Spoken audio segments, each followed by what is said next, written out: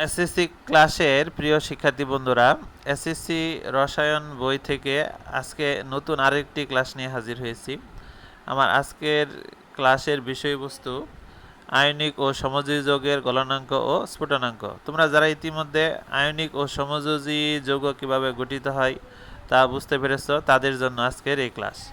আজকের ক্লাসে খুব সহজেই তুমি আয়নিক ও সমযোজী যৌগের মধ্যে কার গলনাঙ্ক কম, কার স্ফুটনাঙ্ক কম, কার বেশি সহজে ব্যাখ্যা করতে পারবে। দেখো, বোর্ডে আমি দুটি আয়নিক যৌগ ও দুটি সমযোজী যৌগ লিখে রেখেছি।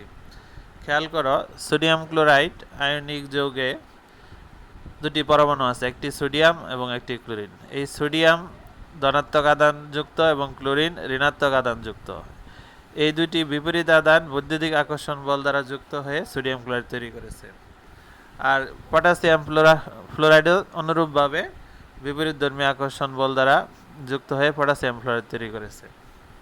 তো এই আকর্ষণ বলের মান অত্যন্ত বেশি, ফলে তাপ প্রয়োগে বা শক্তি প্রয়োগ করে সোডিয়াম ক্লোরাইড থেকে তার পরমাণুকে আলাদা করতে পটাশিয়াম ফ্লোরাইড থেকে তার পরমাণুগুলোকে আলাদা করতে অনেক বেশি শক্তির প্রয়োজন হয়। এ কারণে এদের গলনাঙ্ক এবং স্ফুটনাঙ্কের মান অনেক বেশি হয়।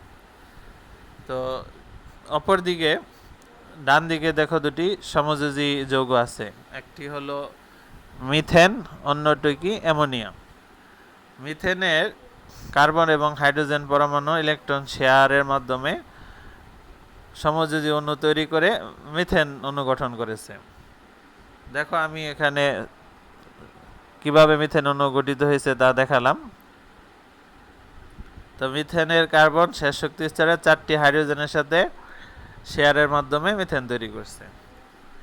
অনুরূপভাবে অ্যামোনিয়াতেও নাইট্রোজেন পরমাণু শেষ শক্তি স্তরে 3টি ইলেকট্রন শেয়ার করে হাইড্রোজেনের সাথে অ্যামোনিয়া অণু তৈরি করছে।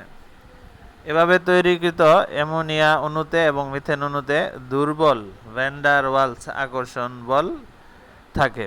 এই দুর্বল ভ্যান ডার ওয়ালস আকর্ষণ বলকে খুব সহজেই শক্তি প্রয়োগ করে ছিন্ন করা যায়, অর্থাৎ সমযোজী অণু থেকে তার পরমাণুগুলোকে অল্প শক্তি প্রয়োগ করেই আলাদা করা যায়। এ কারণেই সমযোজী অণুর গলনাঙ্ক এবং স্ফুটনাঙ্কের মান তুলনামূলকভাবে অনেক কম। আশা করি এই ধরনের কোনো প্রশ্ন আসলে তোমরা খুব সহজেই তার ব্যাখ্যা দিতে পারবে, অর্থাৎ কার গলনাঙ্ক কম, কার গলনাঙ্ক বেশি, কার স্ফুটনাঙ্ক কম, কার বেশি ব্যাখ্যা করতে পারবে। ধন্যবাদ।